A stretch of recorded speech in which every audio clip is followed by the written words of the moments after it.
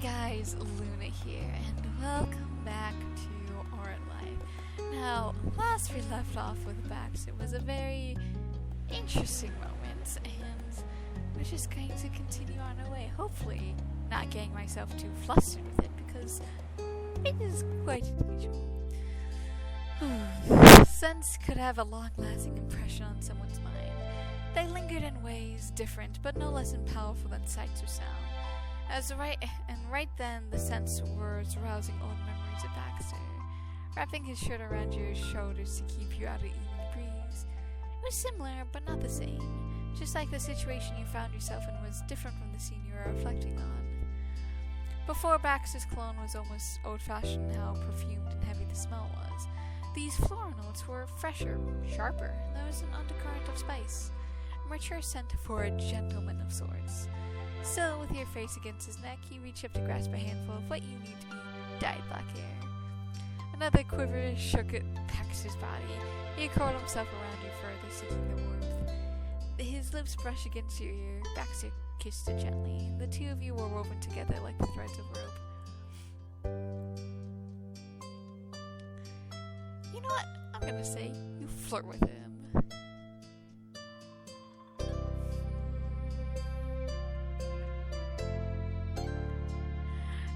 It was kind of you to fit me in without an appointment, Mr. My pleasure. Oh no, it was my pleasure.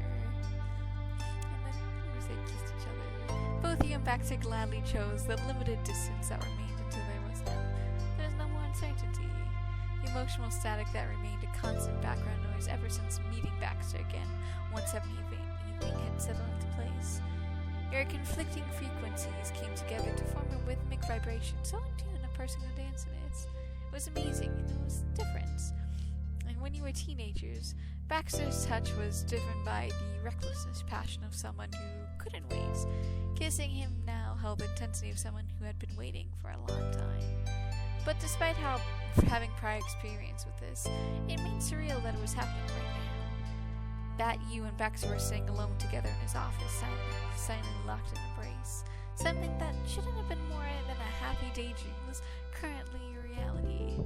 Baxter wasn't supposed to be there, or he was since it was his place, but you weren't supposed to be there where he was. And even if you weren't meant to be close to him. You've never met a man more committed to the concept of keeping people at arm's length in your entire life. And yet now you got as near to him as physically possible. His arms were around you. And rather than running away, Baxter wanted more. He hooked one of his long arms across your lap before brazenly hefting himself over to be fully in front of you. Baxter knocked one of the decorative pillows to the floor in the process. Oh, you couldn't have expected anything less from Baxter Ward. Baxter's bangs hung down and brushed your forehead. His breath warmed your cheeks. Does this suit you?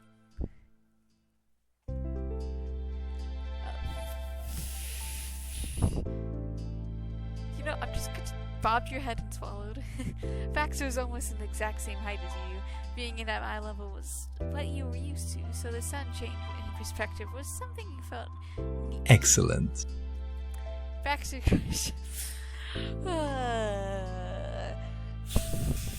Anyways, so more kissing. Your stomach dipped and you clasped the shoulders for support. After a few seconds, you managed to get his hand moving again. And I'm just gonna let the text go. Not necessarily gonna say it because I'm already getting flustered a little bit. Gorgeous.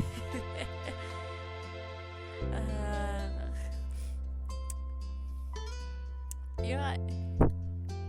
Yeah, I'll just do that because it's funny. Giving you much better access to his back with a shift of your arrangements, and it was too good of an opportunity to miss. Yeah, a choke snort tickled your shoulder.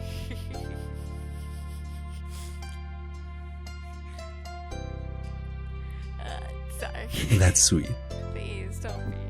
Baxter lifted himself high on his knees, and it looked like your face was more directly. He was going to have a conversation with someone who'd do it properly, even if it was about a certain something. It's only I didn't expect it.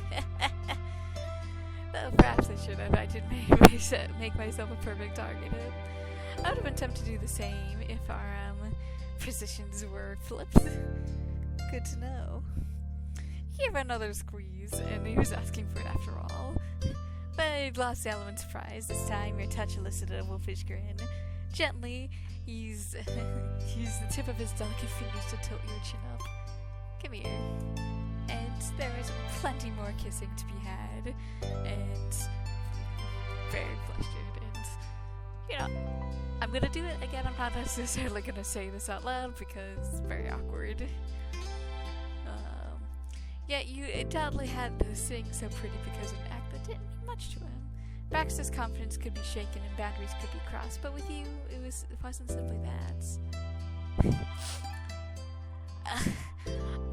Honestly, this is me. Why do I always have to wear shirts with so many buttons? Your normal clothes, work clothes, and even more formal clothes. Even your pajamas have buttons on the collar. And it's always been that way.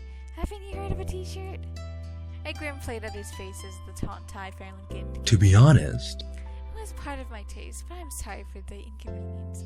It really is one. Personally, I'm enjoying this extra intention involved. Well, you do have good taste, I can't deny that, and it'll be worth the effort.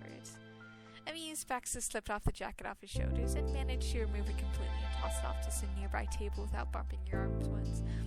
Then you finished the work of undoing the collar and the top few buttons.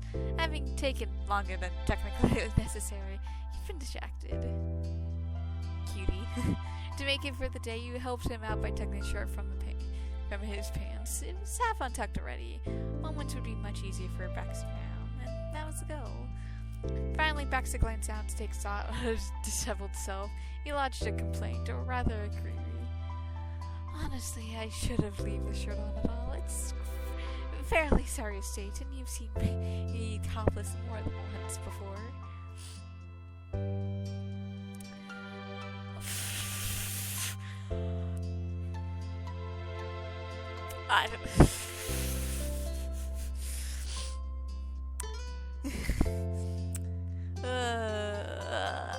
I want to say this last one, but I'm just gonna say it looks good. oh, Oh, well, if you insist. Since the hands were no longer busy with anything else, Baxter took the chance to caress your face. While Baxter's shameless was impeachable, he was the first to pull back. Perhaps, being in his own place of work, it made it too hard to ignore the nagging voice in his head that told him to behave.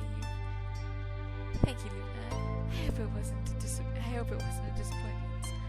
No, don't think something like that. You were excellent. Gracefully Baxter gave you one. I feel the same way. That was lovely, and so are you. The brief delighted office choice came to a close. Baxter casually tipped back into the armrest of the couch, a smooth exit from the compromising position you'd both been in. oh, You know, I'm gonna just do a little something. Just for myself later on. Put that there.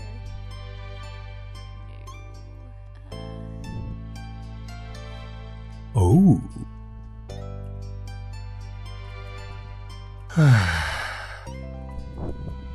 Baxter casually tipped back into the armrest of the couch, smooth exit from the compromising position you'd both been in.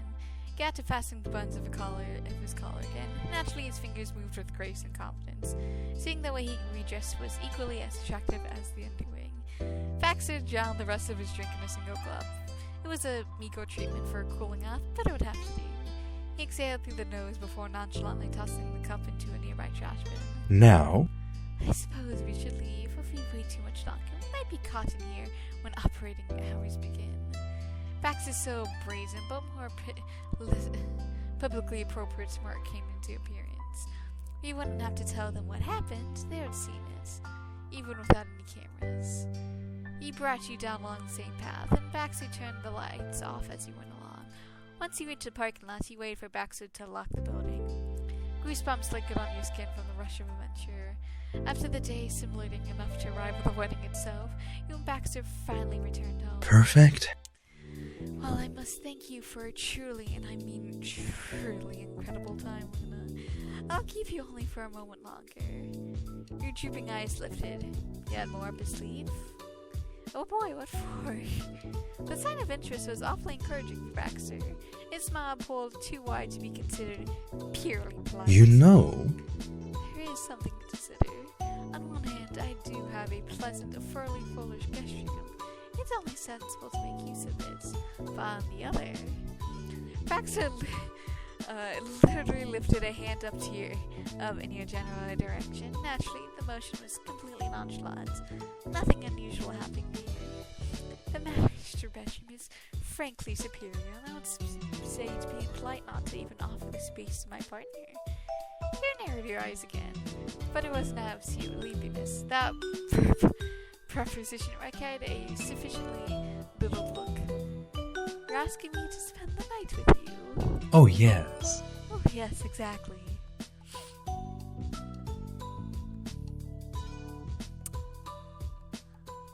Well, it would be too rude to object your hospitality. Though it took a minute to explain more about your sexuality and boundaries before anything might be assumed. He took it all perfectly well. Baxter's coy smile split into an open grin, like cracking a stone to see a beautifully geometric. Perfect. Then feel free to join me after you're changed. I'll be waiting. Briefly, the two of you parted ways. You got ready to sleep as quickly as you could, with the tired bones resisting the effort of even changing clothes. After you won the battle against zippers and buttons, you gathered a few necessities and migrated over to your new room. You left the door mostly open, so you went through without knocking. Oh no, I feel like I should be concerned, but at the same time not to be concerned. It's one of those things that just... Being there definitely felt different than your first venture inside, even if it looked the same. Specifically, you couldn't help noticing the massive clothing haphazardly piled on the side table. There you are, welcome. Hey, is that from when you threw your entire closet out looking for your wedding clothes? That was the last time you got into Baxter's room, you realized? Yes. There's no hesitation. You saw how straightforward he was, most of the time with certain things. I'll get to reorganizing another day, after you leave, or perhaps I'll be inspired to do it before then, if I have time. We'll see. I'm uncommitted. Of course, usually I wouldn't show my room to such state this early of a relationship, or ever really, but you already seen far worse from me, including being there to witness me making this very mess. Baxter busied himself by turning on the blankets for both of them. It's 5 years late for me to make a fool into thinking I'm flawlessly put together, and I want you to stay with me tonight. He chuckled to himself while getting on top of the mattress.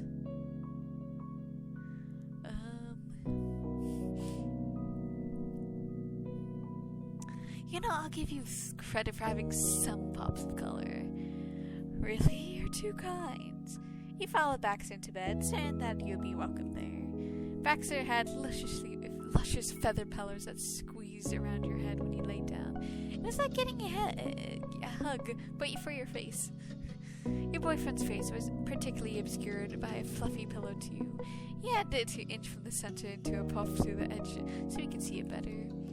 You turned on your side to face him. Baxter's breathing was near enough to flutter your eyelashes. As tempting as it is to stay up for the remaining half of the night, I know we shouldn't. Rest is important and very needed today in particular. Good night. Good night, Luna. Night.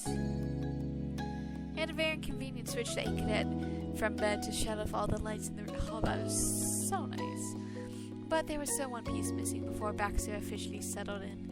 You felt his arms wrapping around you. He was careful to have the touch be affectionate and soothing rather than something that might make the whole get more sleep thing more difficult. Then Baxter whispered one last time. I'm glad you're here. Took you long enough to say that. Then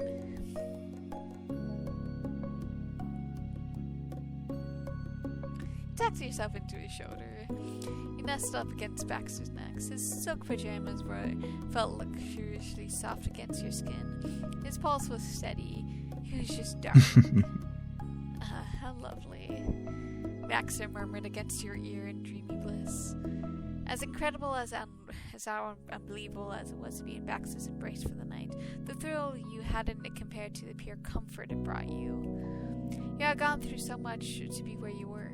For years you thought it'd be anything, like it would never happen again. You might not have given up trying, but you had no real hope it would come to anything.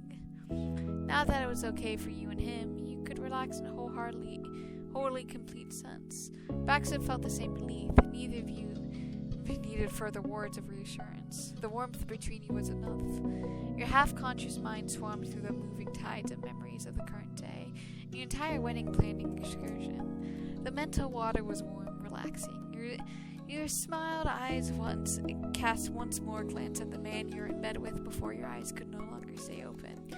Putting a fantastic event for Jude and Scott, seeing friends and family, starting a new relationship, that boyfriend being Baxter Ward. Even though your time in Prison Vista and everyone beyond in between would come to an end soon, could not possibly have gone better. Without realizing it, you drifted into pleasant dreams. Then, when morning arrived, you saw him there. He had vanished. He didn't leave you behind. Baxter remained fast asleep beside you, exactly as he knew you'd be. The sheets surrounding you were full of spiced fluorescence Baxter wore as cologne. It was so classy, a perfect match to his normal demeanor, the public praising part of him. Here, something that sharp didn't fit at all. Baxter was entirely graceless when he slept, with his face crushed into the pillow and his hair having lost its characteristic swoop. No one was a flawless paragon of poise. It was intentional and took effort. Morning Baxter was a good reminder of that. You got a list of your frustrations with Baxter World. Secretly being kind of a mess was not on limits. You like that about it. Yeah, everyone kind of having that secret sort of life always is kind of amusing. Right then, you were able to look at every little feature up close.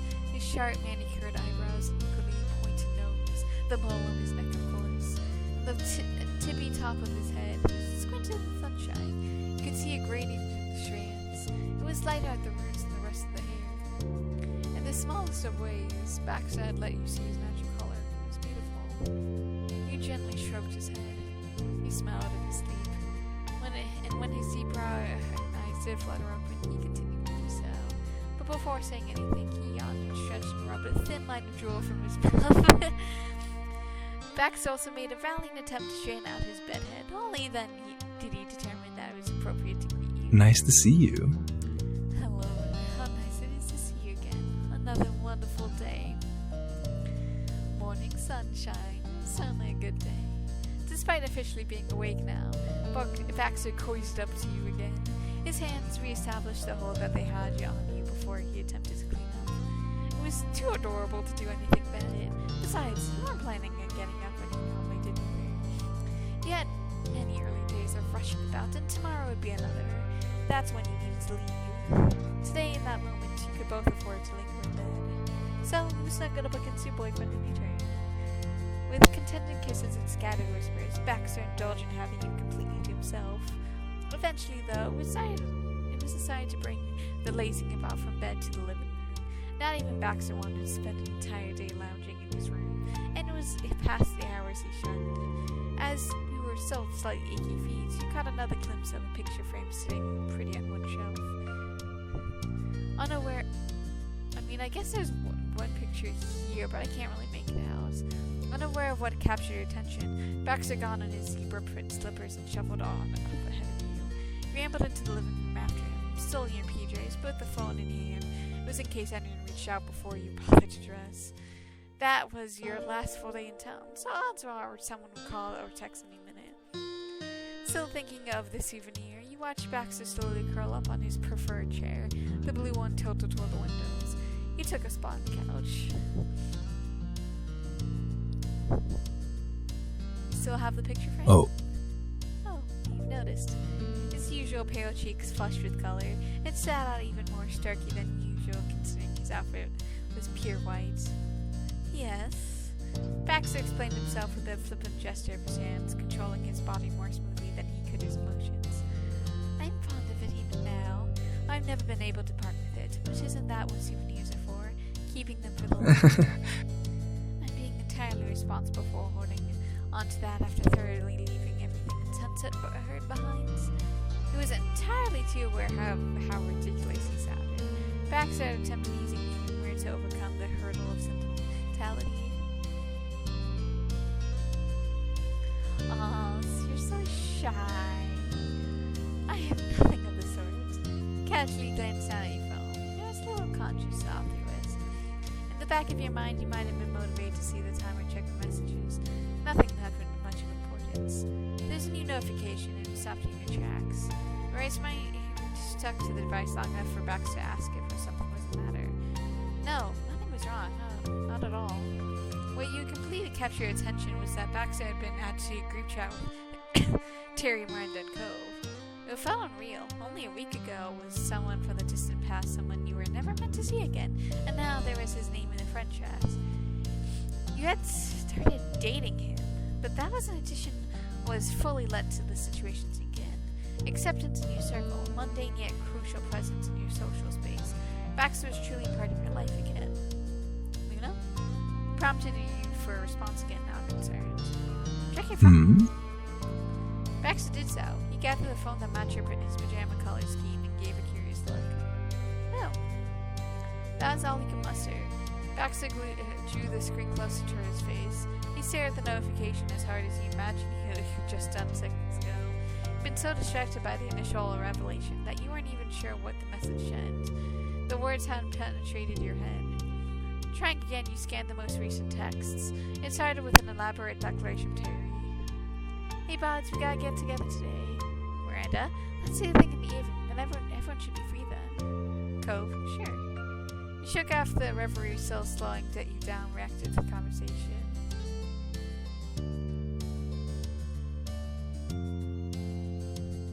Hey, Baxter, do you think we could invite Xavier? Oh, yes. Interesting, but that's up to you and the others more than me. I'll agree with whatever you prefer. Alright, I'll go. I guess I'll ask. Would anyone else mind if I asked someone else to come? Xavier, they're Baxter's friend. They made the wedding cake. I like them. Do it. Miranda, I want to meet them. Cool. In that case... I'll text them. Been counting on that. You didn't have Xavier's number. Good plan. I don't have their number. Xavier busied himself with that new task while more messages popped in the group chats. Miranda had another suggestion. We should meet at Jude and Scott's place. It's bigger and they're not using it. Yeah, they already said Luna could be there. They can't stop us now. I don't know where that is. To the others, that might read as disinterest or perhaps complaint, but he could gauge the real worry that prompted his message. You're not gonna be the one driving. We'll pick you up. Okay. I love everyone's different just texting style. Great. New peripheral vision emotion. Notice motion. And Baxter's fingers were still tapping away. He should have finished his invite to Xavier by now. That meant he was going to join the chat. He will be seeing you this evening then. I look forward to it. Very typical of Mr. Ward, though the exclamation mark was a bit festive. But then he sighed a blast text off with a most sincerely your friend, Baxter Ward.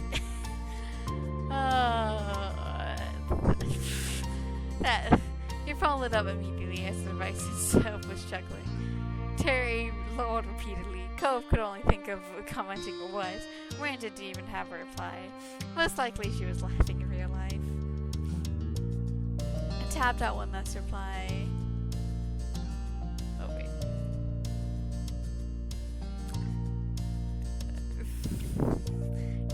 Cute, right?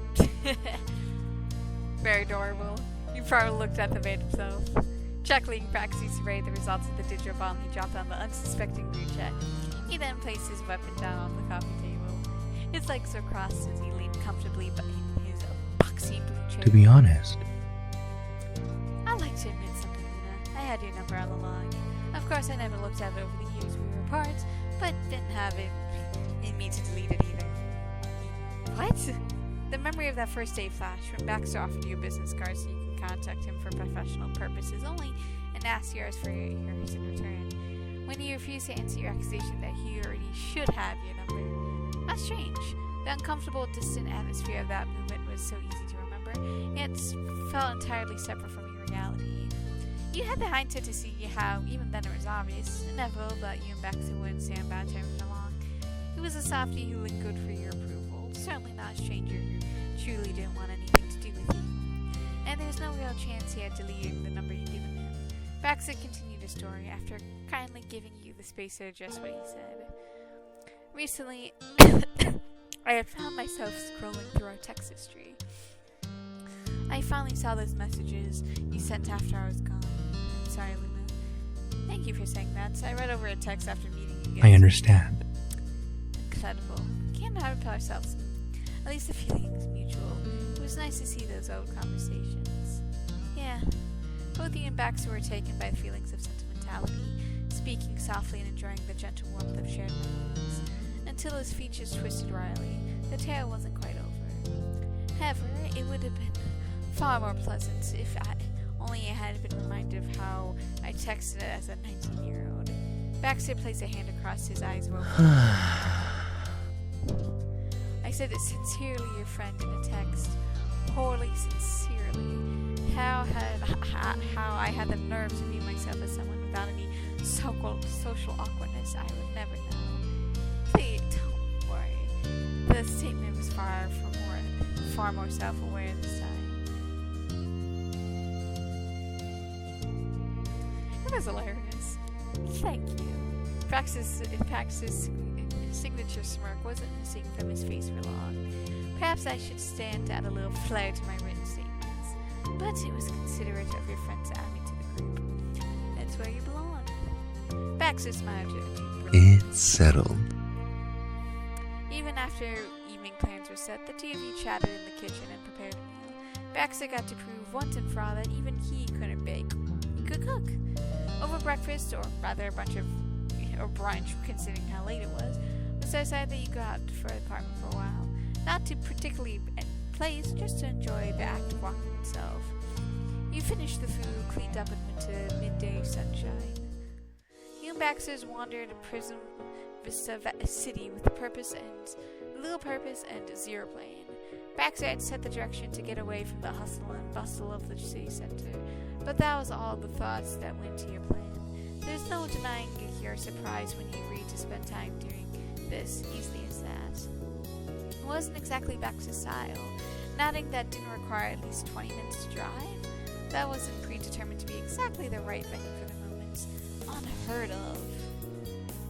But the shift in preference was good for only one thing, pushing himself to come with a unique activity for every moment that was unfair standard to meet. Not to mention impossible considering you intended to spend maybe days together over the course of your lives. Reflecting on your past experiences with full perspective, that was a pretty blatant sign of Baxter's great problems. It wasn't merely that he was a tourist and wanted to make the most of his vacation, or that he was a planner who had to do the best for his clients. Baxter flat out didn't let himself have the kind of relationship with someone who was the other person. There he had to be an angle, a point, an excuse to be together. None of that was necessary any longer. Finding somewhere new or doing something unexpected was fun, not crucial. And sometimes it was nicer to do nothing besides walk and talk with someone he loved. On the way to nowhere in particular, Baxter took his phone out to check a newly received message. Normally, you wouldn't be so impolite as to reuse text while entertaining a gentle person, but the both of you were waiting for a response.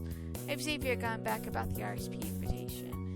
Baxter read their exact statement aloud. They were flattered to be invited to whatever this thing you were doing. He chuckled at their choice of words. Very well. 1 second, please. I'll send them their address. Then we can continue fully unburdened.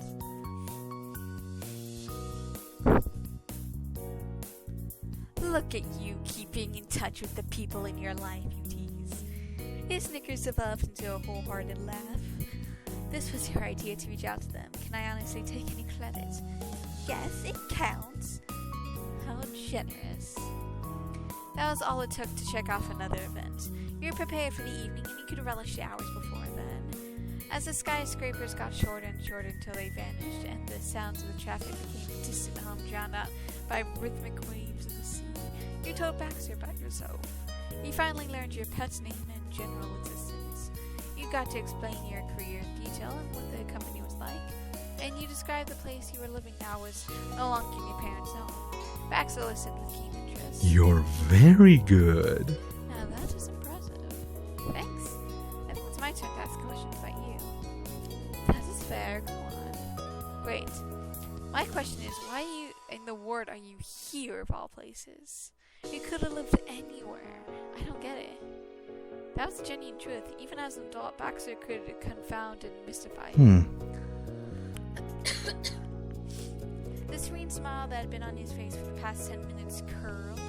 Baxter revealed his secrets as smoothly as he normally avoided them. The way I saw it, after graduating, I had 3 choices of what to do. First, I could live in the state that I associated my family, such as Oregon, where I grew up, or Colorado, where we often took vacations. Second, I could pick a state I had no experience with whatsoever and move towards active random. Or third and finally, I could live in a state I inhabited already and that I associate with my independent life. That would be Virginia and California. Of course. Of course, the third option held most appeal in my humble opinion. And while Virginia has its positives, I enjoyed its forests and distinctly changing seasons. I never quite formed an attachment. It was so incredibly far from everything I was used to. I simply couldn't commit to being an East Coaster. Baxter, honestly, from my friends who live on the west coast of the United States, I hear that there's plenty of fires, earthquakes, and tsunamis. And honestly, I hear it's very expensive to live on the west coast in the United States over the East Coast. But again, that's just what I hear from the conversations from friends who live in the States. Baxter flicks his wrist casually out toward the white expanse in front of you both. So that's how I found myself returning to the dazzling coast of SoCal. This particular location was intended to be only a starting point. I was coming from the complete other side of the country. At least I knew I enjoyed the area.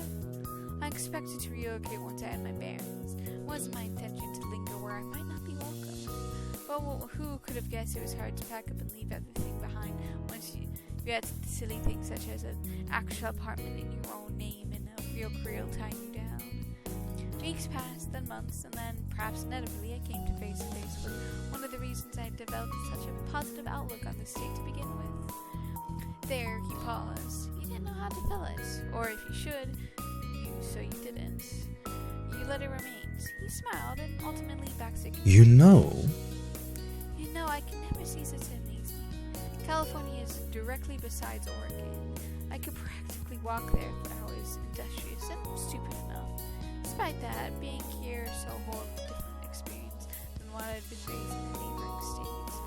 Sometimes it seems as if I'm still a bit of a tourist, that I don't belong here and everyone who passes by can smell the otherness. to be honest, Other days, I have confidence to think I found my own place in the world.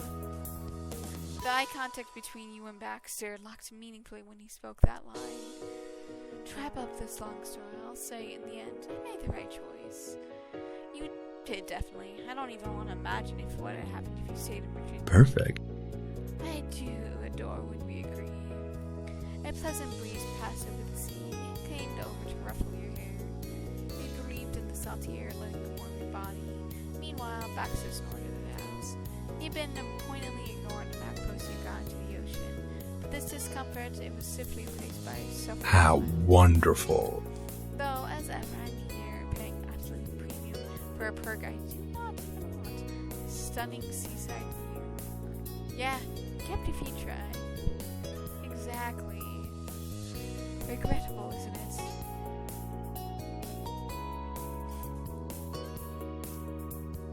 Would you want to change that? We're already here. From the keen way he grinned, he got the impression the two of you had been on the same mind before doing it. He did adore when you agreed. So? I take it you're so partial to the ocean. I mean, I, as a person, don't like swimming in the ocean myself. I'm more of a pool kind of person. Because I don't like the feel of seaweed on my feet and stuff like that. Smiled widely. Of course you were. I see. Baxter whispered, his eyes fixed on the endless blue that surrounded you. Well, I should confess, I am fairly tired of having so many regrets. especially one so difficult to avoid 70% of the planet's surface, and doing so in California no less. Baxter lifted a leg to remove one black shoe and the matching black sock. He repeated the process on his other side. He then took a hold of his 2 sets of footwear in a single hand. He used the free hand to roll up his suit pants just above the ankles. It was making a clear statement of intent. Baxter's word was going to that water, but not deeply. You took off your shoes to join him. Hand movements caught Baxter's attention. He waited for you to finish before forging ahead. The two of you stepped off the sturdy concrete path onto the shifting sands of the shore. Baxter had gone off the tiptoes before positioning himself in the dark, wet patch. He could wait for the ocean to come to the rest of the way to him. It was a compromise. You don't have to go literally in just with your toes. Giggles bubbled up between you and Baxter like a foam of a wave. This is a rapid progress, 10 times greater than dipping a single toe. On that cue, the ocean repeated its perpetual motion, rushing over the beach. The cool water shot past you and Baxter, swirling and pulling around your feet. You instinctively reached out to take your hold of your wrists. You were patient as he floundered in a few inches of water. It was a sensation Baxter had never gotten used to. Slowly, cautiously, Baxter let his grip on your arm slip. You stood on his own 2 tiptoed feet. He maneuvered around the pads of his feet with his heel's still Hey. lifted. Luna, did you know I almost took ballet classes rather than ballroom? You stared with flat disbelief. You are getting too clever. He smirked, completely unapologetic. Honestly. That's not true. I only ever wanted to do a formal ballroom dancing. However, I'm not pretending when I say the dance hall I learned. And did also have ballet lessons, and that's I often caught bits and pieces of them. In an attempt to display what he picked up from watching the other class, using the fact that he was already on his toes, Baxter made a short leap. And after making his splash, he attempted to a preto, but I don't know what a preto is. So you have to look that up. Baxter swirled barely halfway around before getting stuck. At least he didn't trip over. For someone who acts exceedingly professional, he can be so silly. Now that is a fact. Baxter halted his frolicking to tuck his shirt back into his pants. It started to come loose when he took another flying skip. He was having fun. You somewhat strolled to continue on, though now it was side by side along the shore. You took the spot where that row was deeper in the water. Baxter's confidence buoyed with you between and the vastness of the ocean. Waves came and went, tickling his feet, and he didn't flinch, though it might not have been the looking that actually did it. Baxter had graduated from clinging to your wrist properly to holding your hand. That was likely the shocker lifeline. Soon, Baxter was walking on the whole of his feet, becoming more confident with every step. Letting out a content sigh, Baxter made a declaration. Well, I so won't go swimming today. Perhaps I'll eventually get there after all. I hope you'll be there to see that crowning achievement. I better be. Don't go without me. Thank you, Luna.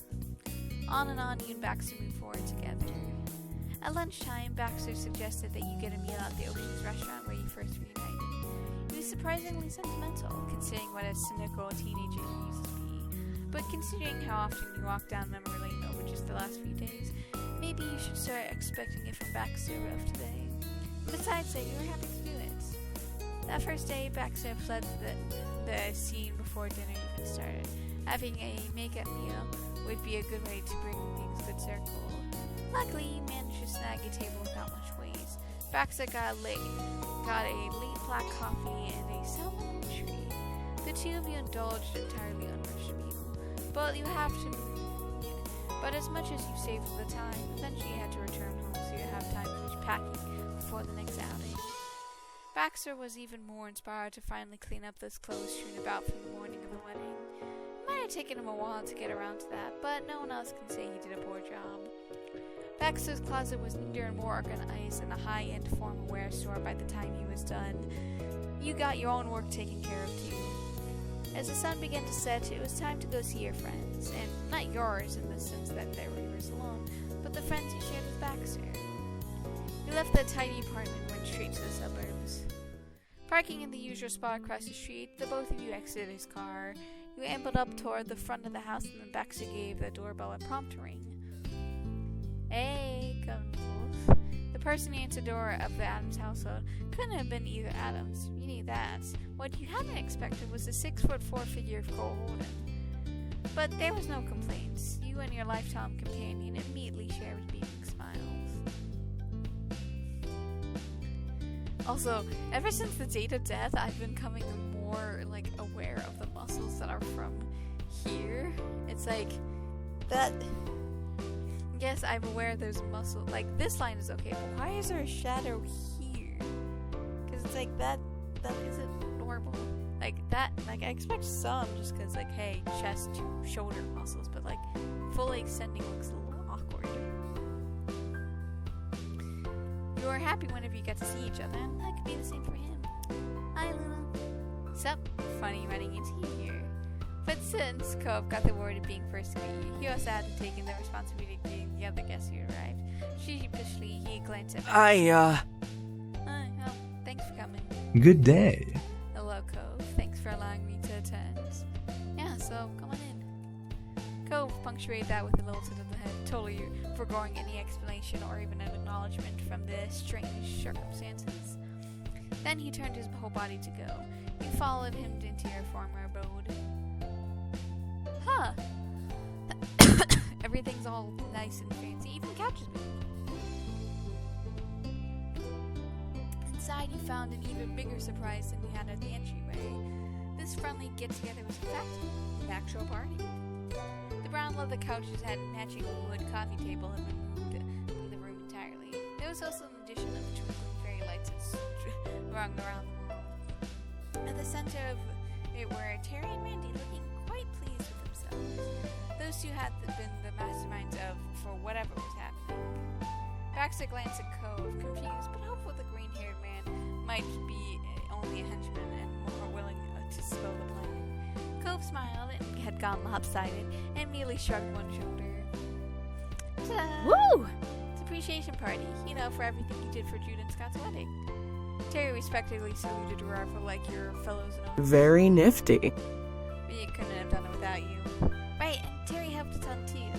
You did more than me, I think. Well, But I already had a different thank you for that. Yep. Terry drafted one arm around his darling girlfriend and used the other to make an arc through the air. She's gonna take me to a whole bunch of beaches down the coast of California. It's gonna be historic. Oh. You're going on a trip. Baxter was attempting an amazement with the action, but a knowing amusement couldn't be fully removed from his tone. Neither could the hint of a chuckle. It came across like a teacher being impressed that the student told them time came after 9. Miranda squeezed her eyes shut and grasped Perry's hand. She mouthed thank you. That's wonderful. Thanks. Anyway, I wanted to make the evening all about her, and because she was embarrassed, Miranda swiftly changed the subject. Well, You can both enjoy yourself now. Luna did all the work for free, and Baxter, you didn't get to enjoy the ceremony or reception since you were running them. We really wanted to do at least a little something to make up for it. She's speaking for the three of us. Cove actually helped with this entire event, isn't that hey! Hey, I'm not a party person, but I try and help as much as I can. You certainly do, Cove. We appreciate you as well. Yeah! Also, there's food. Sorry, no homemade cupcakes. We got other stuff, though. Oh, man, no cupcakes? This party is a total bust, you tease. Not so fast. We're allowed to eat some of the leftover groom cake. That's just an oversized cupcake at the end of the day.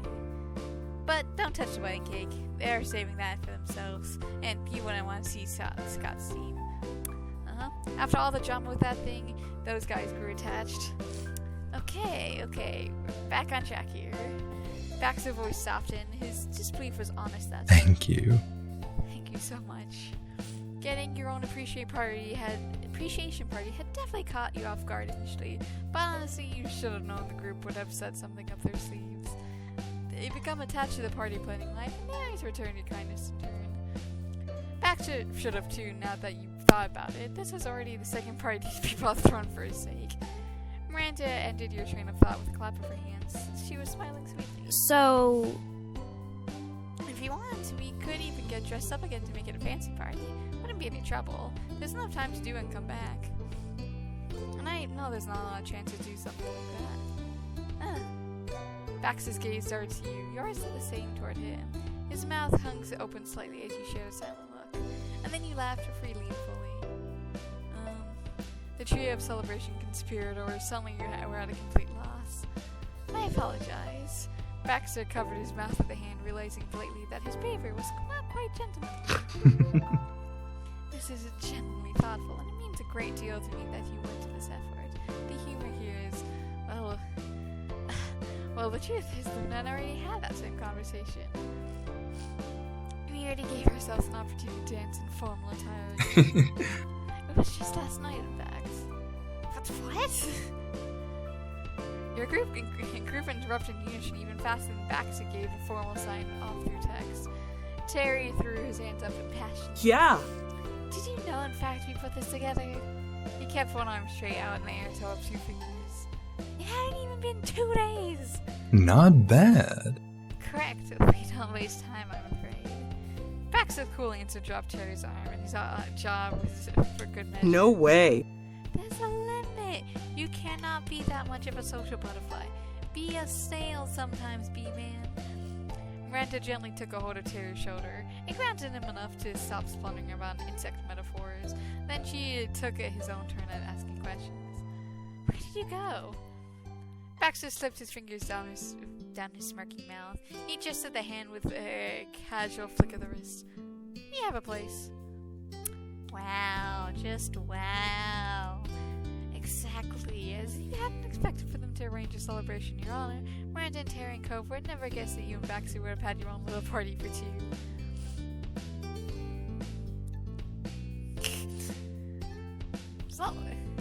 It's not your fault we're like this.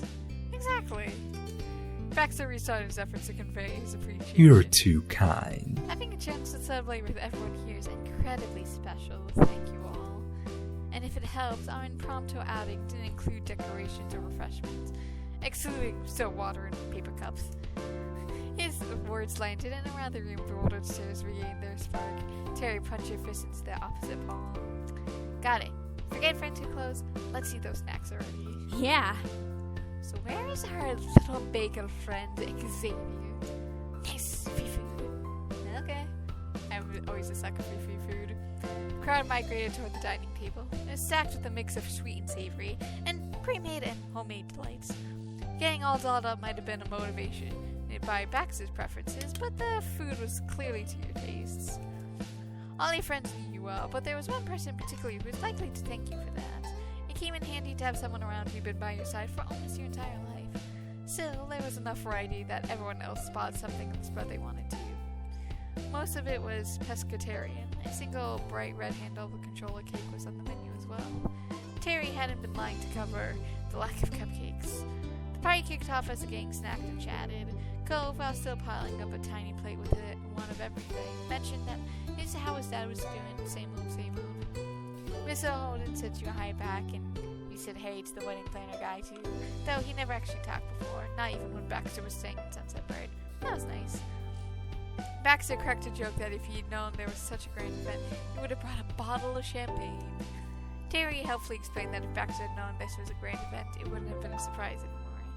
Baxter nodded at those wide words. Miranda listened on the exchange, but didn't give her 2 cents on it. She quietly ate a slice of cake. Then the doorbell buzzed. That put a pause on the conversation. Baxter was the first to react to the call. Allow me, and I believe I'm familiar with who's there. Yep. Yep, go ahead. He politely excused himself, and in only a minute he was leading the newest guest into the room. Xavier had a large plastic container in hand. What's this? They asked musically while glancing around the dazzling fairy lights. I didn't know you were inviting me to a party. We didn't either. In a smaller voice than usual, Miranda tried to explain herself to the stranger. Sorry. Sorry, it was meant to be a surprise appreciation party for Luna and Baxter. Woohoo! That's so sweet. It means I was right to bring along something to serve. Now I can also share my appreciation. It's a miscellaneous leftovers from today's selection at Zeke, but still they're fresh enough. Whoa, thanks. You're welcome. One of my many perks of being friends with a baker. That's sweet. Xavier, you're too kind. I'll get even further not thinking to bring something myself. Don't apologize. Why would you have to? It's your party. Introductions were exchanged as Xavier cracked open the treasure chest of treats. Inside were eclairs, brownies, and brownies. I could use her a good brownie. They were given a spot at the table and a plate for snacks. Xavier wasn't a stranger anymore. Taking a snappy bite of chip, Terry said something he didn't entirely understand. Almost got a full house. I mean, yeah, because it's 6 of us. Almost? Moran replied to your question over her shoulder while she searched the room. You haven't even noticed she shuddered. Let's do it! I'm gonna get Jude and Scott on a video call. Wait, is it fine to bother them on their honeymoon? Baxter's brows furrow disappeared under his bangs, but he shot a concerned look. Miranda nonchalant located her purse and, more importantly, retrieved herself. Welcome. Is it fine? They're gonna be insulted, no, heartbroken if they don't get to check in what's happening with us kids. The phone was already ringing, and Randy handed out to her face as she navigated to the snack table. Terry's right. They've been calling me out all the time. I gotta talk to them about the plan. That's how I knew it was fine to serve the cake. And move their stuff. Then I will leave this to your discretion. Baxter's Randall Penn's hand through his hair. Few things shafted him more than reaching out to someone when he wasn't completely, entirely, and certain they wanted it, but he was learning how to face that fear. The ringing stopped, and in its place a deep voice filled the space coming from thousands of miles away. Yo, Randy, Scott's here too. Hey! Hello from the Southern Hemisphere. Are they surprised? You can ask them yourself. And with that, I think this is probably a good place to stop this episode. I hope you guys enjoy this, and I hope you guys have a good day, night, week, month of your lives, and may the stars forever guide your path wherever it may lead you into the future. And I hope to see you guys again soon. Bye!